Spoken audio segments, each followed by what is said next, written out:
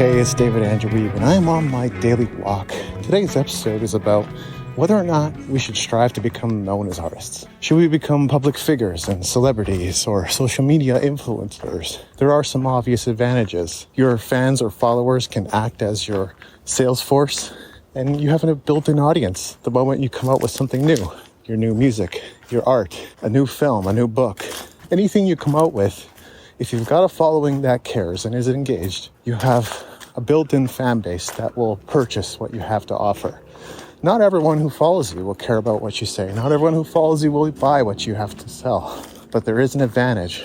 Nowadays, even movie studios have recognized the advantage of a social media following. We live in an age when actors and actresses get hired because of their social media following, even if they are inferior in their skill as actors and actresses. For a long time, I've adopted a bit of an artist mentality on this myself. I'm not sure exactly where I picked it up, but there's a lot of artists who basically seem to think, I don't really want to be known. I don't really care about being famous. I just want my music to be heard. So I just want my music to be known. I want my creations to be known. Is this impossible? No, not at all. There's plenty of artists who are not household names, whose music or books or artistic works are known. So if that's a path that you would want to pursue, it is viable.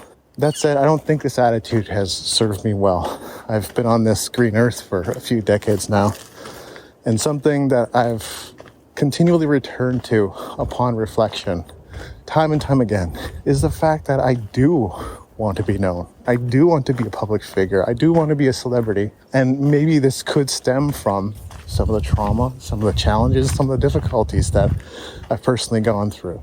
For those who don't know, my dad passed away when I was 13. When people ask me what's the biggest challenge in my artistic career, music career, entrepreneurial career, it's that. It's the fact that my dad passed away when I was 13, that I had a huge macro impact on my life moving forward. And I had a great sense of confidence about myself that I'm not sure I've totally recaptured. Certainly, I've delved deep into personal development. I've gone to counseling. I've been to grief and loss groups, and I've seen a couple of psychologists. But one thing that I just really haven't been able to recapture for whatever reason is this sense of personal confidence that I had when I was much younger. I always seem to put people first, And in high school, I was darn well near a doormat. That was something of my own doing, though. It's not as though someone forced that choice upon me. If someone asked me for money in high school, I just gave it to them.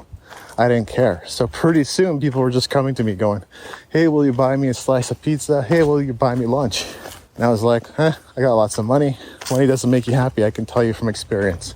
And people didn't know that I had $250,000 sitting in my bank account. But of course I was wrong. It probably wasn't a good idea to hand out money left, right, and center, because I've had my struggles just as anybody else has.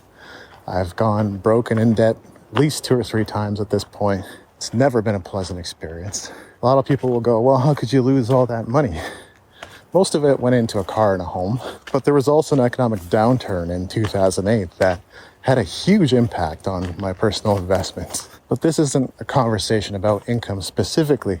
Income is obviously going to play into how well known you are, but it's a conversation about self. What is right for you? And I've just always had a nagging sense that I'm meant to be out there in some capacity.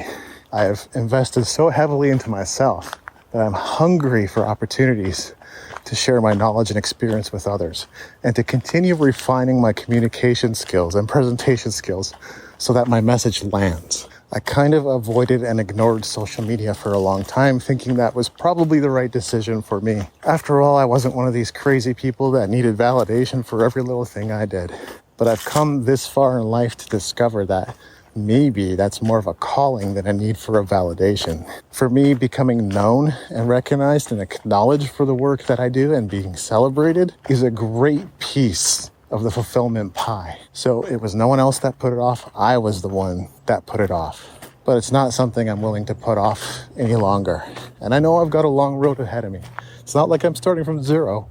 I've got a following. I've got a very decent following when I add together all the numbers from the various social networks that I've built a presence on. But to get to a point where I'm known, where I'm in demand, when people continually come to me and ask for me for my advice, for an interview, for the things that I really want to do in life that would really fulfill me and allow me to shine at the brightest, is going to require some hard work.